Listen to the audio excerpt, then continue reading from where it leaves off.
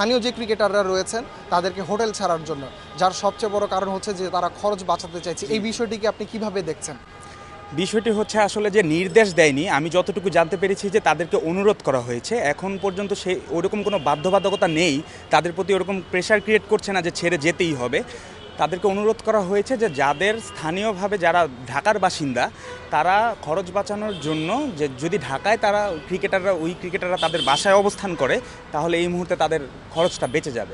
এরকম একটা জাঁকজমকপূর্ণ আসর শুরু হওয়ার মধ্য দিয়ে যে এই ফ্র্যাঞ্চাইজিদের বিদেশি ক্রিকেটারদেরকে পেমেন্ট দিতে পারছে না, তো এইরকম শুরুটা এত জাঁকজমকপূর্ণ কিন্তু শেষে এটা খুবই হতাশাজনক আমাদের জন্য। মানে বাংলাদেশের ক্রিকেটের একটা কলঙ্কিত অধ্যায় আপনি বলতে পারেন। এর আগেও দুর্বার রাজশাহী নিয়ে কথা হয়েছিল যে তারা চেক বাউন্স হয়েছে, বিদেশি ক্রিকেটাররা টাকা পায়নি। আজকে আবার আমরা নতুন করে জানতে পারছি যে স্থানীয় ক্রিকেটারদেরকেও তারা অনুরোধ করছে যে তারা যেন এই নিজেদের যা স্থানীয় বাসিন্দা তাদের বাসায় অবস্থান করে।